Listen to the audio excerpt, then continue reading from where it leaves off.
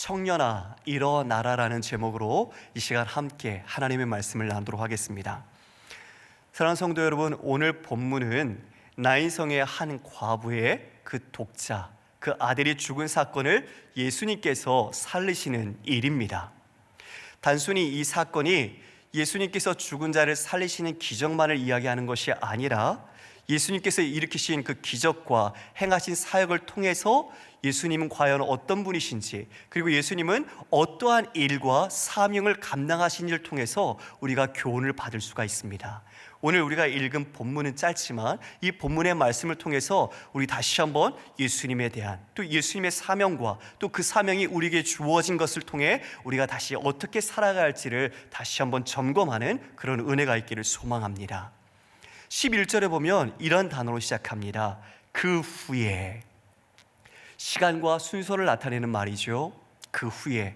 7장 1절로 10절까지 어떤 말씀이 있었을까요? 그 이방인이었던 로마 백부장이죠. 그 백부장에게 한 종이 있었습니다. 근데 그 종이 죽을 병에 고통 가운데 있는 거죠.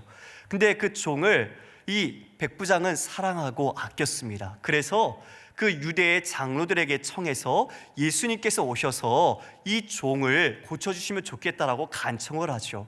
그래서 장로들은 가서 이와 같이 얘기합니다. 그 백부장은 우리 민족을 사랑했고 또 우리를 위해서 회당까지 지었던 사람입니다. 그러므로 이러한 일을 하는 것이 합당합니다라고 말을 하죠. 예수님께서는 그 말씀을 들으시고 동행하시며 가십니다. 그런데 그 길을 가는 와중에 백부장이 보낸 다른 사람들이 도착하게 되죠. 이런 전가를 보냈습니다. 무슨 말이냐면, 내 집에 오는 것을 감당하지 못하겠습니다. 즉, 오지 않으셔도 됩니다. 다만 말씀만 하셔도 이 종이 나을 것을 나는 믿습니다라고 얘기했습니다. 그러면서 이런 얘기를 했어요. 내가 백부장으로서 내 휘하에 있는 군사에게 가라 하면 가고 오라 오면 오는 것처럼 예수님께서 말씀만 하시면 이 종이 나을 것이라는 것을 믿는다는 고백을 한 것이죠. 예수님은 이 이야기를 듣고 참 놀라셨습니다. 그리고 이렇게 말씀하셨습니다. 이스라엘 가운데 이만한 믿음을 가진 자를 본 적이 없다라고 말씀하셨죠. 칭찬하셨습니다. 그렇습니다. 유대인에게 주어진 복음과 또 율법을 통해서 우리는 그들이 선민이라고 여겼지만 오히려 이 로마의 이방인이 백부장에게도 이와 같은 믿음이 있다라는 것을 보여준 사건이었죠. 더 나아가서 어떤 사건입니까? 그 말씀을 듣고 돌아간 그 심부름꾼들이 집에 가보니 그 종이 나아 있었던 거죠. 언제 나았을까요? 아마 예수님께서 말씀하셨을 때 즉시로 나았으리라 믿습니다. 즉, 예수님의 말씀에는 권능이 있다는 것을 이 사건을 통해서 우리는 알게 되는 것이죠.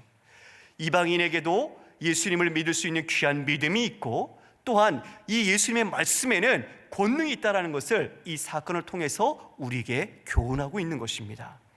이와 같은 일이 있은 후에 오늘의 본문이 이어지고 있습니다. 어떤 내용이 나옵니까? 이 사건, 나인성이라는 곳이 나오는데요, 이 나인성 위치적으로는 갈릴리 가버나움에서 밑에 남쪽으로 약 40km 떨어져 있는 성입니다. 이사갈 지파에 속한 성이고요. 그래서 이 작은 성인데 이 성의 이름은 어떤 뜻을 갖고 있는가? 즐겁다, 예쁘다, 사랑스럽다라는 그런 뜻을 갖고 있습니다. 나임이라는 어원에서 나온 같은 뜻을 갖고 있는데요, 이름만 들어도 참 그 뜻이 참 좋죠. 예쁘다, 사랑스럽다, 즐겁다. 그와 같은 이름의 뜻을 갖고 있는 성으로 이제 이와 같은 가버나움에서 백부장의 종의 사건을 겪은 그 모든 예수님의 제자와 무리들이 주님과 함께 나인성을 향해 가고 있었던 것입니다. 그런데 2절에 이와 같은 내용이 전개됩니다. 예수님께서 그 성문에 가까이 이르실 때에 사람들이 한 죽은 자를 메고 나오니 이는 한 어머니의 독자요 그의 어머니는 과부라라고 2절에 말하고 있습니다. 이 원문에는 성문에 이르렀을 때 다음에 한 단어가 있습니다. 힌내라는 단어입니다. 그런데 그 단어가 여기서 생략되어 있는 거죠. 무슨 뜻입니까? 보라라는 말입니다. 보라. 어떤 역할이죠? 이제 새로운 사건으로 환기시키면서 중요한 사건이 전개될 것이라는 것을 암시해주고 있는 단어죠. 예수님이 지금 그 무리와 함께 이제 나인성을 향해 거의 들어오고 계시는데 이제 한 사건이 마주치게 되는 것입니다. 이 사건은 아무래도 심상치 않고 오늘의 주요한 이슈가 될 것을 우리는 분명히 알 수 있게 되는 거죠. 어떤 일이 있었습니까? 사람들이 한 죽은 자를 메고 나오는 것입니다. 바로 청년의 죽음의 그 장례식의 행렬과 예수님의 무리와 함께 마주치게 된 것이죠. 그런데 그 청년을 뭐라고 말하고 있습니까? 과부의 아들, 더 나아가 독자라고 말하고 있습니다. 과부의 아들인데 외아들인 거죠. 한 명밖에 없는 독자라고 말하고 있습니다. 오늘 여기에 나오는 이 나인성의 과부, 이 여자도 젊었을 때에 분명히 남편을 만나서 믿음의 가정, 좋은 가정을 세웠을 것입니다. 그리고 행복하게 삶을 살았겠죠. 그러다가 한 명의 귀한 아들을 하나님께 주셔서 그 아들을 통해서 기쁨을 누리며 살고 있었을 것입니다. 그런데 어느 날 남편에게 갑자기 죽음의 그림자가 드리워졌습니다. 그 남편이 왜 죽었는지는 여기에 나오지 않습니다. 남편이 먼저 이 아내의 곁을 떠나가게 된 것이죠. 그 후에 이 여인에게는 간절한 소망이 무엇이었겠습니까? 남은 한 명의 그 아들을 내 모든 것을 다해서 잘 키우는 것, 물심양면, 금지오겹, 이 모든 온갖 정성을 다해서 잘 양육하는 것, 그것이 이 한 어머니에게 있어서 가장 중요한 소망이 아니었겠습니까? 그런데 지금 어떠한 일이 벌어졌나요?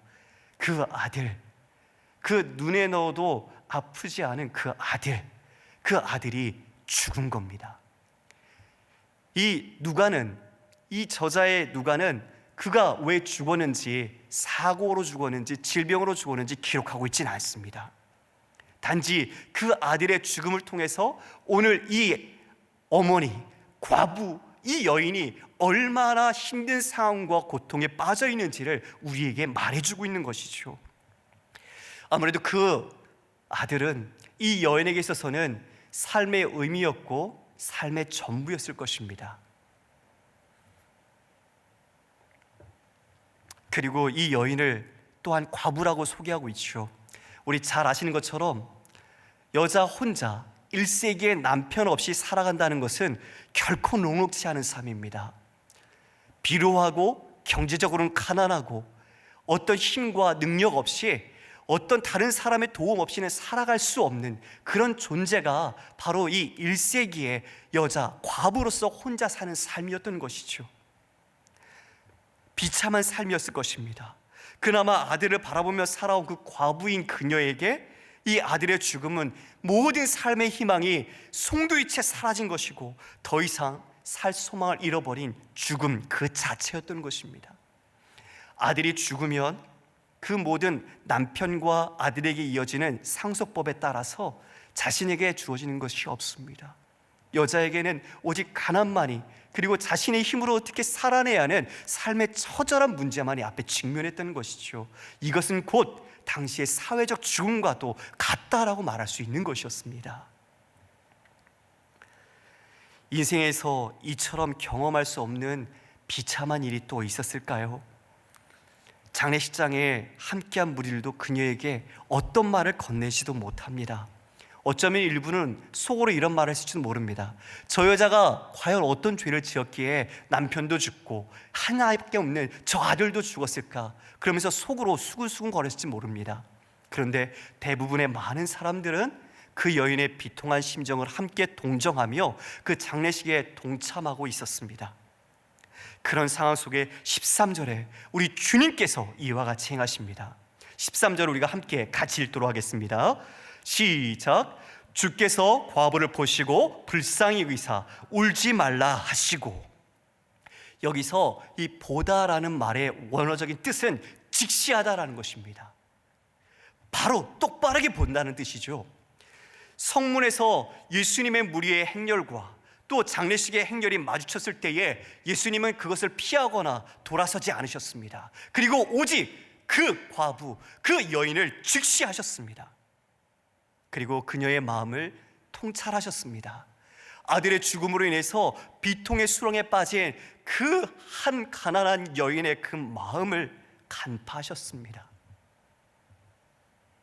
이어 그 여인의 아픔과 고통의 뿌리까지 우리 예수님께서는 끌어 안으셨습니다.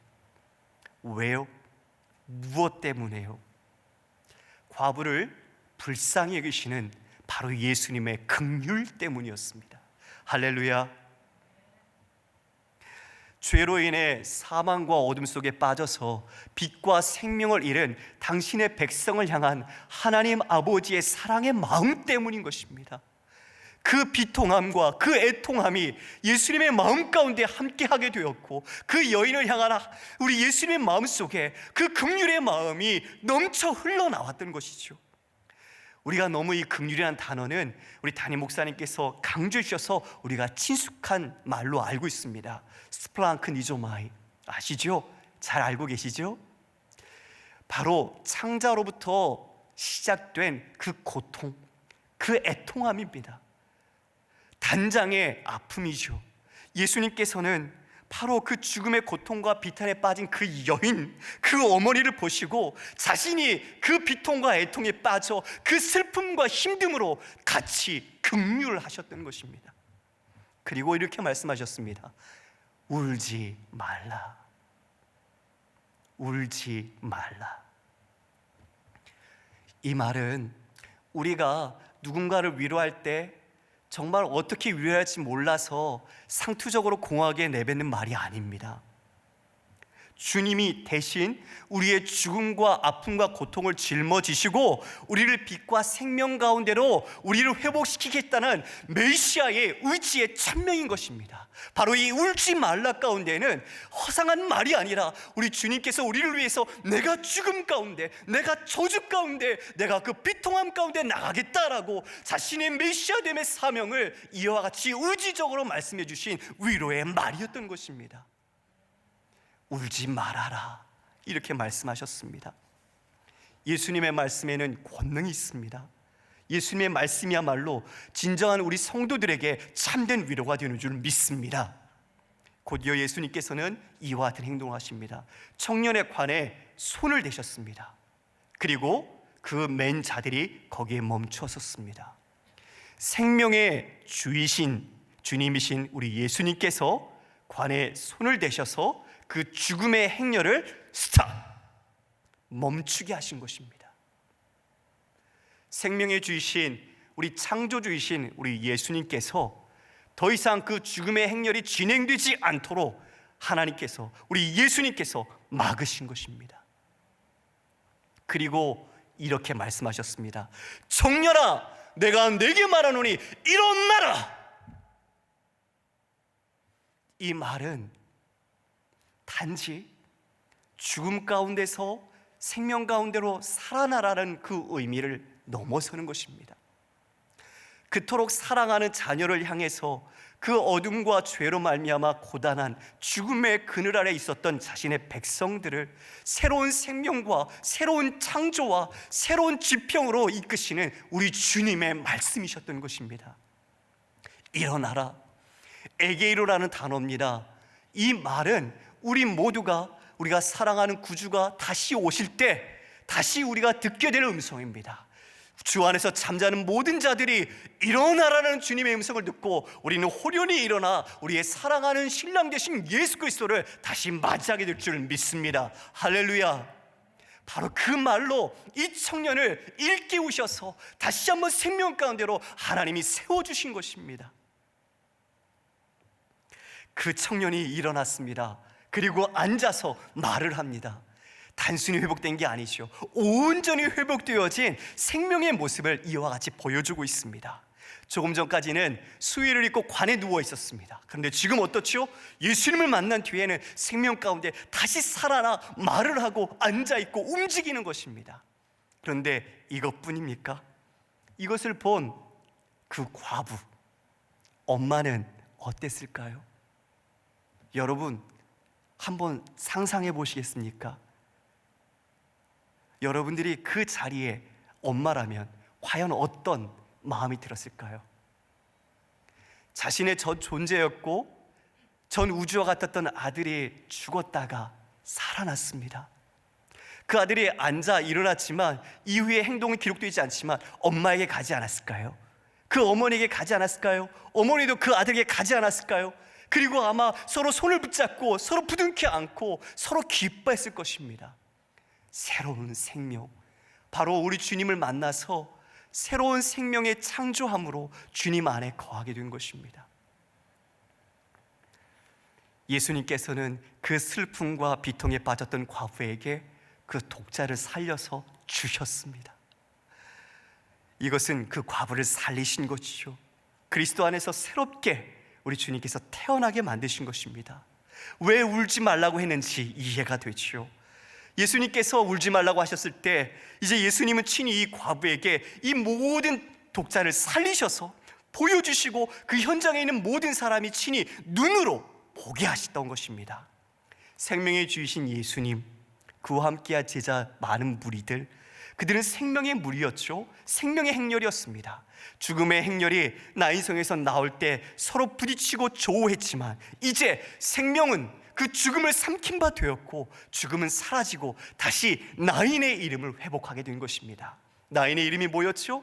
즐겁다, 사랑스럽다, 예쁘다 아니었습니까? 그 죽음의 나인이 이제는 다시 온전한 나인으로 예수 그리스도 안에서 회복되는 모습이 나타나 있는 것입니다. 예수님께서 우리를 위해서 이와 같은 사명과 사역을 감당해 주셨습니다. 이것을 누가복음 4장 18절에 이와 같이 말씀하고 계십니다. 우리가 함께 읽어보겠습니다. 시작. 주의 성령이 내게 임하셨으니 이는 가난한 자에게 복음을 전하게 하시려고 내게 기름을 부으시고 나를 보내사 포로된 자에게는 자유를, 눈먼 자에게는 다시 보게 함을 전파하며 눌린 자를 자유롭게 하고 주의 은혜의 해를 전파하게 하려 하심이라. 아멘. 이 우리가 함께 읽은 이 구절은 메시아의 사명문이라고 얘기합니다. 예수님께서 친히 회당에서 친히 찾아서 그 글귀를 읽으셨고 그리고 그 자리에 모든 이들에게 이와 같이 얘기하셨습니다. 이 글이 너희 귀에 응하였다. 이 글이 이제 너희들 앞에 실제로 이루어졌다라고 말씀하신 것이죠. 무엇입니까? 예수님께서 메시아로 오셔서 이와 같은 내용들을 이 사역 가운데 이루어 가시고 회복해 하실 것이라는 것을 말씀해 주신 것입니다. 그래서 이것을 메시아의 대사명문이라고 이야기를 합니다. 오늘 나인성의 과부 그리고 그 아들에게 예수님은 생명의 복음을 주셨고 그리고 그 죽음에 포로된 자에서 자유케 하심을 허락해 주셨습니다. 이를 목격한 모든 사람들은 어땠을까요? 오늘 성경이 이렇게 말하고 있습니다. 모든 사람이 두려워하여 하나님께 영광을 돌렸다라고 말하고 있습니다. 그렇죠. 큰 경외심, 큰 두려움이 그들 마음 가운데 엄습했을 것입니다. 그 현장을 우리도 직접 보았다면 얼마나 두려웠을까 생각이 됩니다. 그 두려움 가운데 이들이 하나님께 영광을 돌리며 이와 같이 이야기를 합니다. 우리 가운데 큰 선지자가 일어나셨다. 큰 선지자가 일어나셨다라고 예수님을 호칭하는데요. 예수님에 대한 인식이 아직 그들은 없을 때였죠. 그런데 이들은 구약에서 이러한 배경의 지식을 갖고 있었습니다. 아시는 것처럼 엘리야와 엘리사는 사르밧 과부의 그 독자의 아들과 그리고 수넴 여인의 아들을 살렸던 기록이 있습니다. 수넴 지역은 지금 여기 있는 나인성에서 그리 멀지 않습니다. 그러므로 이들은 그러한 사건을 알고 있었고 그 선지자가 한 내용을 알고 있었던 거죠. 오늘 현장에서 목도한 이것을 통해서 그래서 큰 선지자가 우리에게 일어나셨다라고 이야기를 한 것입니다. 그러므로 말미암아 이들은 기뻐함으로 또 하나의 축제와 같이 온통 하나님 안에서 기쁨 감사를 이야기 드릴 수 있었던 거죠. 사랑하는 성도 여러분, 우리가 여기서 함께 생각해 볼 게 있는데요. 율법은 시체나 부정한 것을 만지지 못하도록 말하고 있습니다. 맞죠? 민수기 19장 11절에 보면 사람의 시체를 만진 자는 이래 동안 부정하다라고 이야기를 했습니다. 왜냐하면 죽음은 곧 죄의 결과로 여겨졌기 때문에 사람들이 죽은 시체나 그 관련된 모든 것들을 피했던 것입니다. 그런데 예수님 오늘 본문에서 어떻게 하셨죠?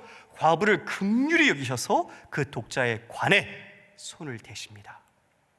유대인들이 가지고 있던 그런 시체와 부정에 대한 율법적 관념에도 불구하고 예수님께서는 관에 손을 대셔서 과부의 슬픔을 자신의 슬픔으로 여기시고 과부를 불쌍히 여기시는 주님의 사랑으로 그 율법을 넘어 이루시는 것입니다.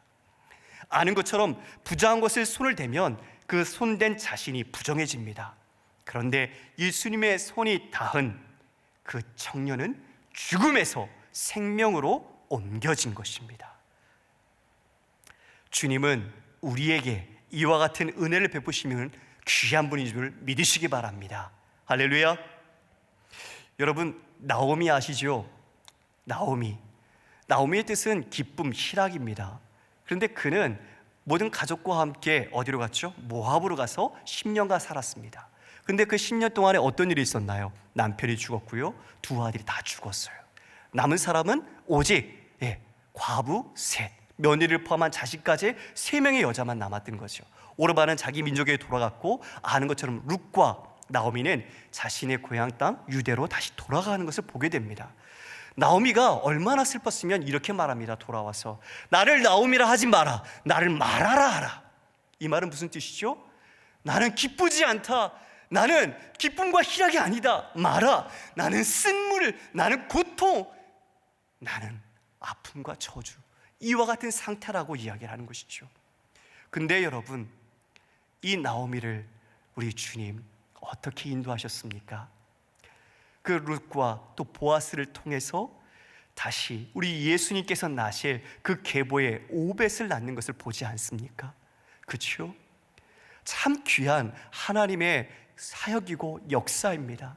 우리는 지금 가는 길이 알 수 없고 때로는 아픔과 고통에 전락해서 정말 신음소차 할 수 없을지도 모르겠습니다. 그러나 우리의 인생의 끝, 아니요, 어쩌면 끝날지도 모르겠지만 우리 주님은 반드시 우리에게 가장 선하신 것과 가장 좋은 것을 우리에게 주시는 분이라는 것을 반드시 믿으시기를 소망합니다.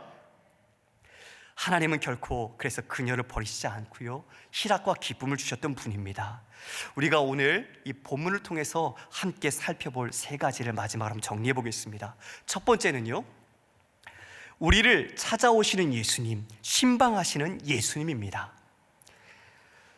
하나님께서 자기 백성을 돌보셨다라고 그곳에 모인 사람들이 공통적으로 외치며 찬양을 했지요. 이 하나님께서 돌보셨다의 돌보셨다라는 말은 히브리어에서는 파카드라는 단어입니다. 이 파카드의 말의 뜻은 방문하다, 그리고 돌보다, 그리고 신방하다, 이런 의미가 있습니다. 그러니까 무슨 뜻이죠? 하나님께서 우리 성경 구약을 보더라도 우리 하나님께서는 사라를 돌보셔서 임신케 하셨고, 룻을 돌보셔서 다시 회복케 하셨고, 또 슬픔 가운데 있었던 한나를 통해서 사무엘을 주시는 하나님의 돌보심이 있었고요, 그와 같이 자기 백성 모두를 돌보셨던 하나님의 은혜가 있었던 것입니다.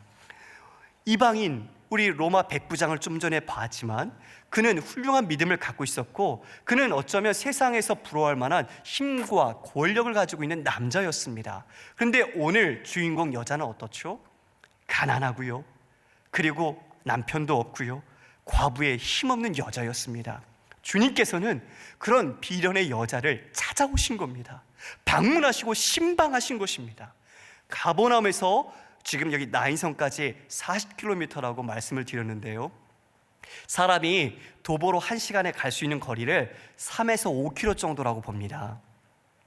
지금처럼 길이 좋으면 우리가 3km에서 5km 정도 갈 수 있겠죠. 그런데 지금 이 당시에 그 길이 험난하고 좋지 않은 길을 더 빨리 갈 수는 없었을 거예요. 즉 우리가 대충 산수로 계산을 해도 이 40km는 10시간이 훨씬 넘는 거리였던 거죠. 그렇죠? 10시간이 훨씬 넘는 거리였어요.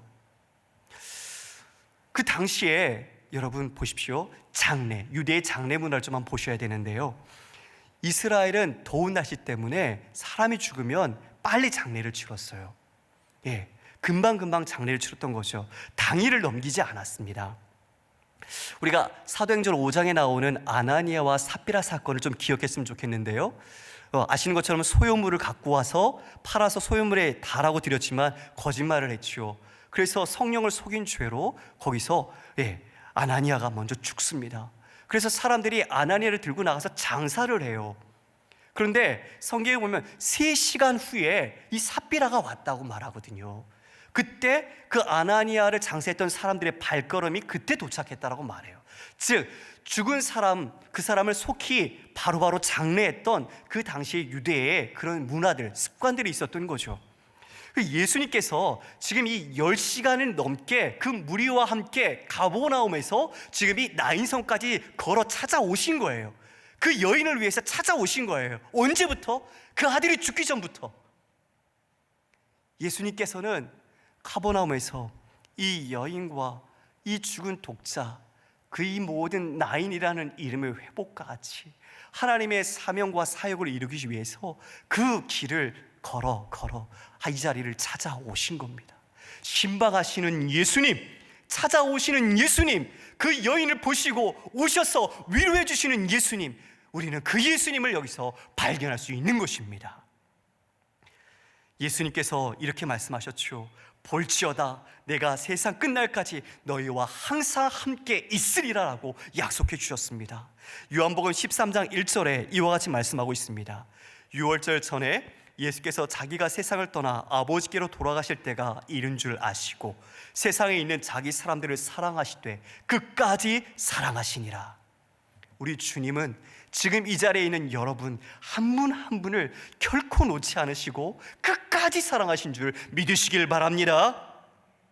우리가 두 번째로는 우리 주님은 우리에게 참된 위로를 주시는 분이시라는 것입니다. 할렐루야. 독자를 잃은 이 과부, 자신의 외아들을 잃은 이 어머니는 죽은 것과 마찬가지였죠. 더 이상 살아도 사는 게 아니었습니다. 온통 절망뿐인 그녀에게 우리 주님께서 뭐라고 하셨죠? 울지 말라, 울지 말라. 우리 이런 말이 있잖아요. 자식이 죽으면 부모는 그 자식을 가슴에 묻는다. 그렇죠? 어찌 있겠어요? 어찌 놓겠어요? 오히려 아파하는 자식을 보면서 자신이 그 죽음을 대신하고 이 자식을 살리고자 하는 것이 우리 부모의 마음이 아닐까요? 그렇죠? 그와 같이 이 절망 가운데 있던 이 여인에게 우리 예수님께서 울지 말라라고 말씀하셨습니다. 의례상 하는 말이 아니었죠.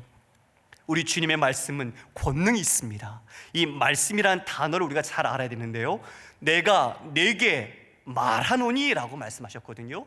여기서 중요한 게 말씀, 다바르라는 단어는 사전적인 의미가 이와 같이 되어 있어요. 말씀, 말씀, 그리고 그 옆에 다른 단어의 뜻이 하나 있어요. 사건이에요. 사건. 이 의미는 뭐냐면 하나님께서 하신 말씀은 그 현실에서 사건이 되고 성취가 되고 현실로 이루어진다라는 거예요. 그래서 빛이 있으라 하면 바로 빛이 있었고, 오늘처럼 내가 네게 말하노니 일어나라 하니까 일어날 수 있었던 거죠. 하나님의 말씀은 이러한 권능과 창조주로서의 능력이 있었던 거죠. 바로 하나님의 말씀은 바로 사건이 되는 것입니다. 주님은 여러분이, 제가 어떤 어려운 상황 속에 있을지라도 우리에게 참된 위로를 주실 수 있는 분임을 믿습니다. 지금 이 자리 가운데에도 너무나 간절한 기도와 마음의 아픔을 가지고 계신 분들이 분명히 계실 거예요. 또 온라인으로 예배드리는 우리 성도들 가운데도 정말 깊은 감춘, 너무나 오래오래 정말 기도하는 간절한 제목이 있을 거예요. 그러나 우리 주님 그것을 아시는 분이십니다. 그리고 그것을 아시고 애통하시고 그것을 위해 주님 함께 하시는 분이심을 꼭 믿으시길 바랍니다. 예수님 우리의 몸을 입고 오셔서요, 우리의 모든 것을 채우라 하셨습니다. 그리고 공감하셨고 우리의 모든 것을 다 아시는 분이십니다. 그러므로 우리 주님께서 위로치 못하는 인생은 아무도 없습니다.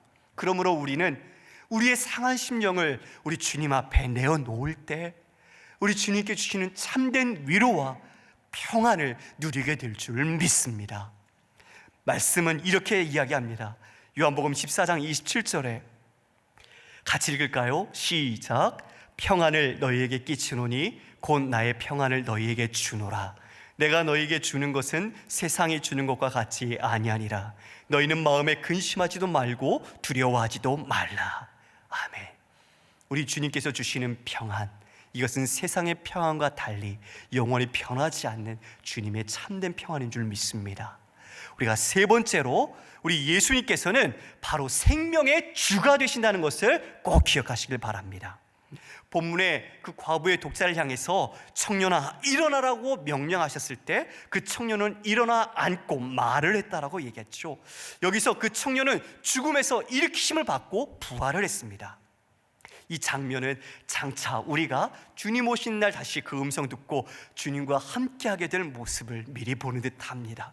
우리 주님만이 우리에게 영원한 생명을 주시는 분이십니다. 천하를 얻고도 생명을 잃으면 무슨 소용이 있습니까? 바로 그 예수님께서 그 영원한 참 생명을 우리에게 주시는 분이라는 것을 꼭 믿으시길 소망합니다. 예수님의 이런 사역을 정말 우리를 위해서 끝까지 쉬지 않으시고 우리 예수님은 하셨습니다. 그런데 그 당시에 이러한 사역의 모습을 보면서 실망했던 사람들, 그리고 오해했던 사람들이 있습니다. 심지어 세례 요한조차도 그랬죠. 왜요?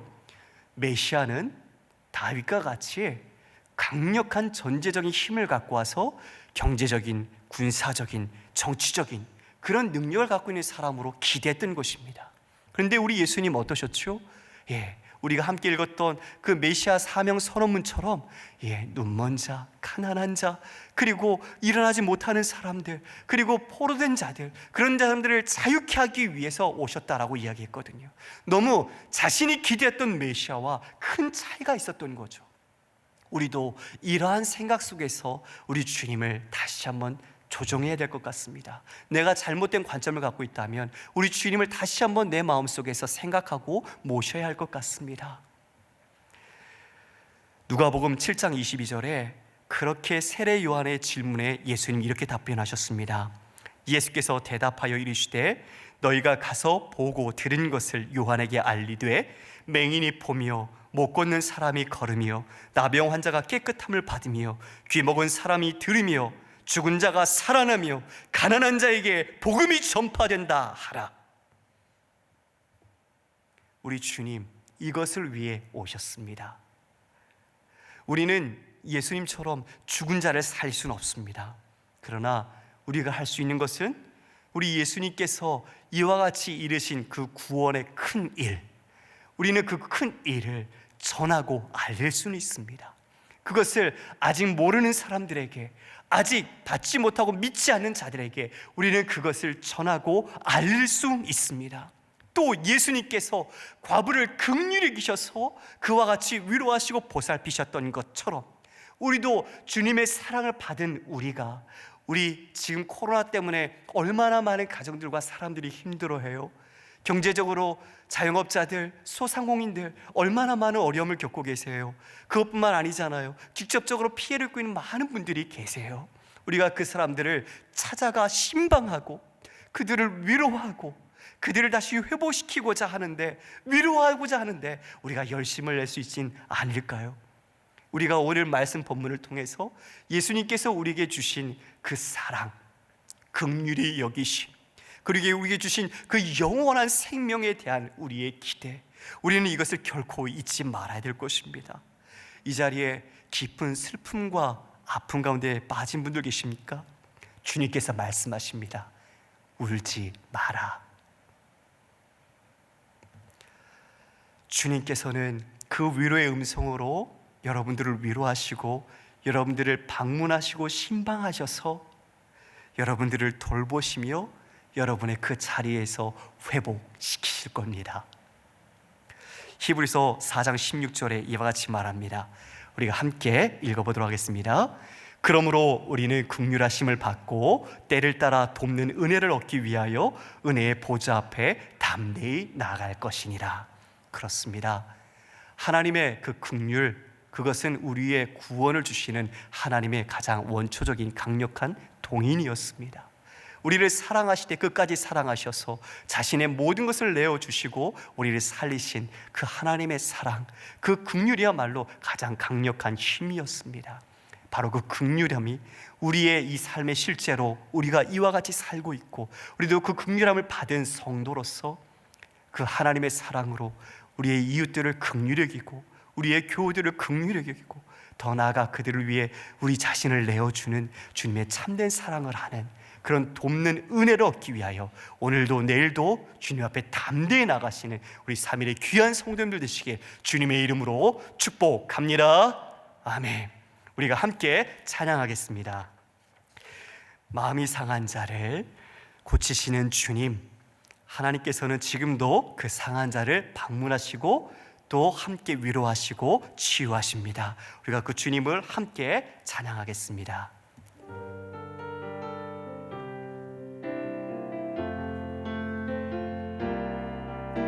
마음이 상한 자를 고치시는 주님, 하늘의 아버지 날 주관하소서. 주의 길로 인도하사 자유케 하소서. 새 일을 행하사 분케 하소서. 위에 줄이고 목이 마르니 성령의 기름 부소서. 위에 줄이고 목이 마르니 내 자를 채워 주소서. 우리 손을 들고 찬양할까요? 성령으로 채우사 주 보게 하소서. 주의 임재 속에 은혜 알게 하소서. 주 뜻대로 살아가리 세상 끝날까지. 나를 빚으시고 새날 열어주소서. 위에 줄이고 목이 마르니 성령의 기름 부소서. 위에 줄이고 목이 마르니 내 잔을 채워 주소서. 위에 줄이고 목이 마르니 성령의 기름 부소서. 위에 줄이고 목이 마르니 내 잔을 채워 주소서. 우리 시간 함께 기도합시다. 우리를 아시는 주님이십니다.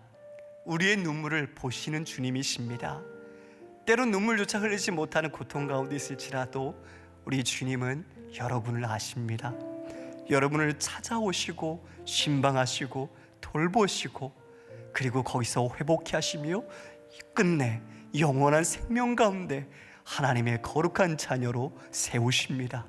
우리가 오늘 어떤 아픔과 어떤 간절한 기도의 소몽이 있을지라도 우리 주님, 우리를 알고 계시고 신방하시고 우리를 위로하시고 우리에게 생명을 주시는 주님을 붙잡고 다시 한번 힘을 내서 주님의 긍휼하심을 입고 주님의 그 때를 따라 돕는 은혜를 얻기 위하여 주님 앞에 담대히 나가기를 간절히 원합니다. 이 시간 우리의 모든 기도 제목을 주 앞에 간절히 아뢰며 나가도록 하겠습니다. 기도합니다.